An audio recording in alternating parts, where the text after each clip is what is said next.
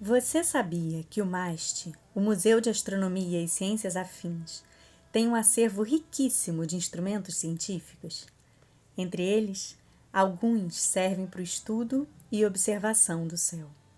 As lunetas equatoriais, as meridianas, os sextantes e o celostato. Mas a observação do céu, que inspira e orienta os astrônomos, vem de muito antes do surgimento da ciência. É possível supor que todos os povos antigos tenham olhado para o céu a fim de entender o funcionamento do cosmos, de se encantar e se relacionar com o sagrado.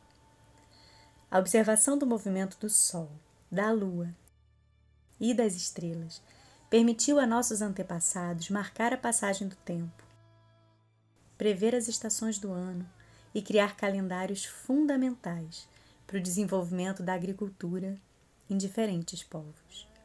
E o céu segue inspirando.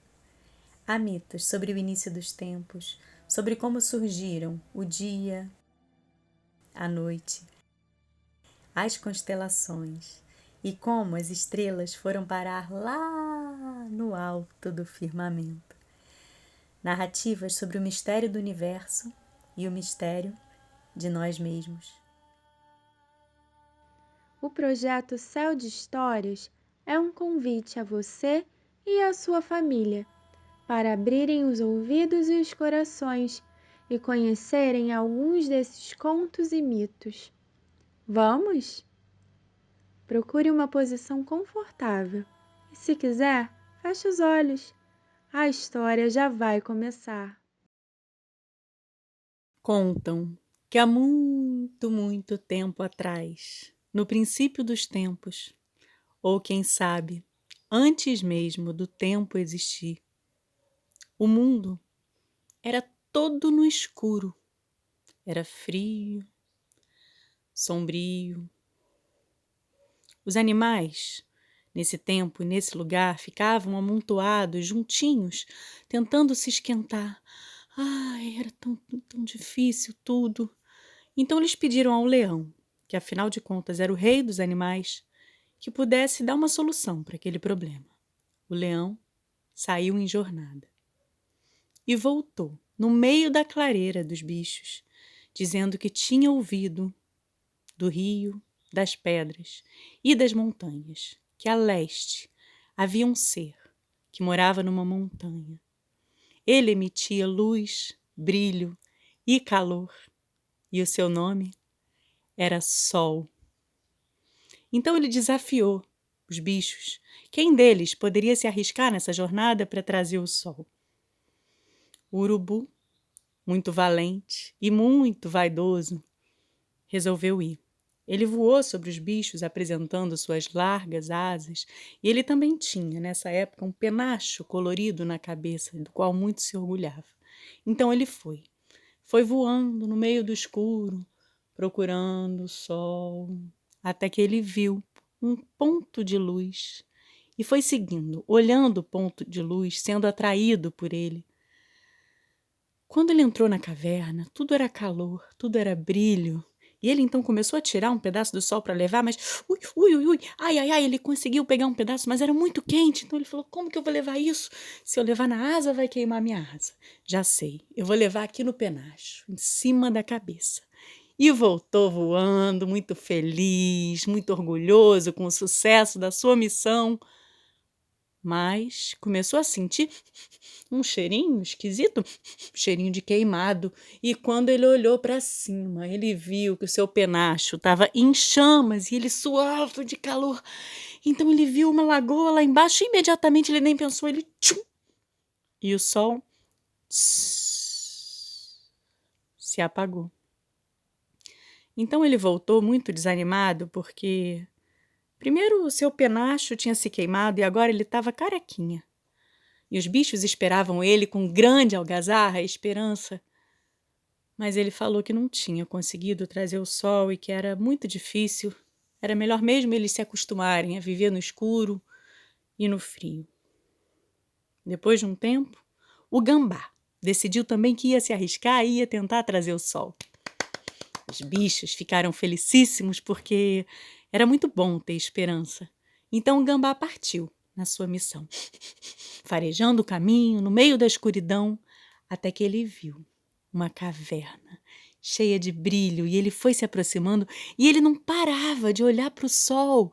Era tão encantador, era tão quente, era tão caloroso, que os seus olhos foram ficando grandes, imensos, de tanto olhar, e ficaram como dois pires no meio da cara, como são até hoje.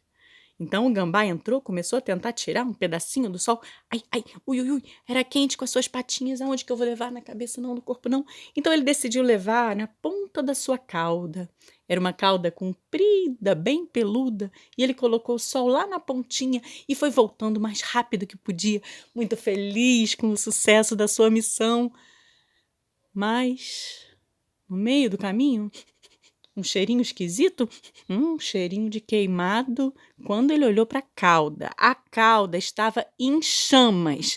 Então ele tinha que se livrar daquele calor. Ele viu um rio e... Tsh! E o sol... Tss!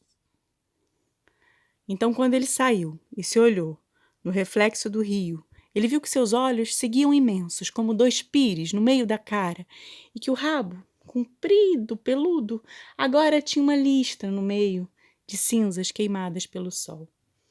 Ele voltou bem desanimado, com o peso do mundo sobre os seus ombros. Chegou na clareira, os animais o esperavam cheios de contentamento, mas ele disse que não tinha conseguido trazer o sol. Que era muito difícil e era melhor eles desistirem mesmo. Ficarem no escuro, no frio, eles já tinham vivido assim tanto tempo, podiam continuar assim. Até que, no meio dos suspiros e das angústias do escuro, ouviram uma vozinha que disse: eu vou buscar o sol pra gente. E eles, no meio daquela escuridão, não conseguiam nem ver a princípio quem era, e depois descobriram que era a pequenina vovó Aranha. A aranha estava animadíssima e muito decidida, mas os bichos começaram a rir. E o papagaio, principalmente, apontava para ela e dizia: você não vai conseguir? Você é tão pequena, você é tão fraca, você é tão velha. O urubu não conseguiu, ele é inteligente. O gambá não conseguiu, ele é muito esperto e rápido. Você pode desistir, vozinha, obrigada, mas você não vai conseguir. Acontece que a vovó aranha já tinha decidido e ela era muito perseverante, então ela foi até o rio com as suas 8 patinhas e começou a juntar a argila fria e fez um pote de barro. Depois juntou mais um pouquinho, trabalhou com as suas mãos amorosas e pacientes e fez a tampa para o pote de barro. Então ela começou a jogar as suas teias em direção ao leste e foi seguindo, no meio do escuro, carregando o pote sobre o seu corpo, até que ela viu um ponto de luz que só podia ser o tal do sol. Então ela fechou os olhos e decidiu que ia seguir orientada apenas pelo calor gostoso que ele emitia. E quando ela chegou na caverna, ela começou a tentar tirar um pedacinho do sol. Ai, ai, ai, ui, ui, ui, era quente. Mas ela já sabia onde ia carregar. Ela abriu o pote de barro, colocou o pedaço do sol dentro e fechou. E veio voltando o mais rápido que podia pela teia e pousou bem no meio da clareira dos bichos friorentos. Os bichos então foram dizendo: ah, vovó, não deu para trazer, né? Que pena. A gente já sabia que você não ia conseguir. Fica triste, não. Mas ela não disse nadinha. Ela apenas olhou fundo nos olhos de seus companheiros e abriu o pote de barro. E o sol se espalhou com seus raios luminosos, quentes e brilhantes por todos os lados. E pela primeira vez, os bichos puderam se olhar e ver como eles eram, e ver como era o mundo. E contam que foi graças à vovó aranha que o sol passou a brilhar no mundo.